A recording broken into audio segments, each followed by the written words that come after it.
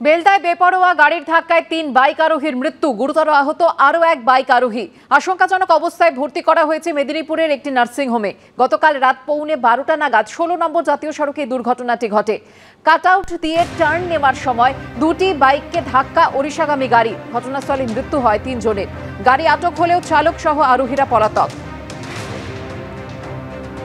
বেলদায় বেপরোয়া গাড়ির ধাক্কায় ৩ বাইক আরোহীর মৃত্যু, গুরুতর আহত আরও এক বাইক আরোহী।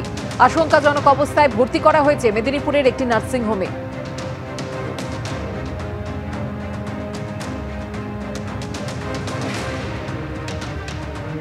সিঙ্গুরে ফেরত দেওয়া জমি হয় চাষযোগ্য করা হোক, না হলে তাতে গড়ে তোলা হোক শিল্প।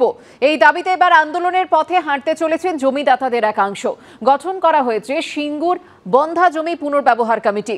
বিলম্বিত বোধোদয় বলে খোঁচা দিয়েছে সিপিএম। যদিও এই আন্দোলনের যথার্থতা নিয়েই প্রশ্ন তুলেছেন সিঙ্গুরের তৃণমূল বিধায়ক।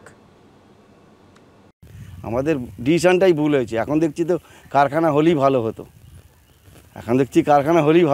আগামী দিন যে দিদি কারখানা করে করুক, আপনি যদি করেন শিল্প করেন করুন, নাহলে জমি ঠিক করে দিন, চাষযোগ্য করে দিন। তখন আন্দোলনে নামতে হবে। সিঙ্গুরে তৃণমূলের কৃষি জমি আন্দোলনের পর 1.5 দশক কেটে গেছে। 2016 সালে সুপ্রিম কোর্টের রায় অনুযায়ী সিঙ্গুরে টাটা প্রকল্পের জন্য অধিগৃহীত জমি চাষিদের ফিরিয়ে দিয়েছে রাজ্য সরকার। কিন্তু ফেরত পাওয়া জমিতে না হয়েছে শিল্প, না হয় আগের মতো চাষাবাদ।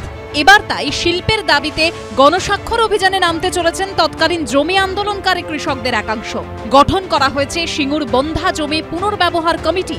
কমিটির সদস্যরা জানিয়েছেন 30 আগস্ট অর্থাৎ আগামী শুক্রবার থেকে গ্রামে গ্রামে ঘুরে চাষিদের থেকে সই সংগ্রহ করবেন। দেখছি আমরা 700 একর মতো জমি প্রায় এখনো চাষযোগ্য না হওয়া অবস্থায় পড়ে রয়েছে। আমরা সিঙ্গুর বন্ধা জমি পুনর্ব্যবহার কমিটি এলাকার চাষিদেরকে নিয়ে এবং কিছু বিশিষ্ট মানুষকে নিয়ে আমরা তৈরি করেছি। আমরা চাষিদের দাবি দাবা সরকারের কাছে পৌঁছে দেবো। চাষিরা ব্যক্তিগতভাবে আবেদন মুখ্যমন্ত্রীর কাছে করবেন, সেই আবেদনপত্র আমরা পৌঁছে দেবো। সিঙ্গুরের মাটিতে তৃণমূলের জমি আন্দোলনে সাড়া দিয়ে সেই সময় যে কৃষকরা সামিল হয়েছিলেন, এখন তাঁদের একাংশের গলাতেও শোনা যাচ্ছে আফসোসের সুর। আফসোস তো হবেই, কারখানা যদি হয় হোক, কিন্তু চাষযোগ্য যদি করে দিচ্ছে না, যেরকম একটা করতে তো হবেই। এইবার জমি জায়গাতে ফেলে রাখলে হবে না, আমাদের কি করে চলবে? দিদি বলেছিল যে কর্মস্থান হয়ে যাবে, ওখানে কোচ গাড়ির ফ্যাক্টরি করবো, টাটাটা চলে যায়। জমি তো ফেরত পাইনি এক কাটাও। জমি চাষযোগ্য করে দেবে বলেছিল, কোনো চাষযোগ্য বলে জমি হয়নি। জমি যেমন তেমন পড়ে আছে। হয় চাষ, না হয় শিল্প। এই জমিটাকে তো ফেলে রাখতে পারি না। আমরা তো ফেলে রাখার জন্য আন্দোলনটা করিনি।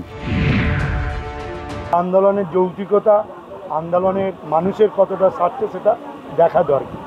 যে ইস্যু নিয়ে আপনারা বলছেন সেই ইস্যু সিঙ্গুরের মানুষ শুনবে না। তার কারণ আমাদের প্রায় 91% জমি আমাদের চাষযোগ্য হয়ে গেছে। ওখানে 70% জমিতে কোনো চাষবাস হচ্ছে না, চাষবাস হওয়া সম্ভবও নয়। ওখানে শিল্পই করতে হবে, এছাড়া বিকল্প কিছু নেই। এটা এরা যা শুরু করেছে বিলম্বিত বোধোদয়, এ দাবি আমরা অনেক দিন আগে করেছি। যে দাবি করছেন ভালো, এটা যদি কার্যকরী হয় ভালো। এই পরিস্থিতিতে কি কৌশল নেয় রাজ্য সরকার, এখন সেটাই দেখার। সোমনাথ মিত্রর রিপোর্ট, এবিপি আনন্দ, হুগলি।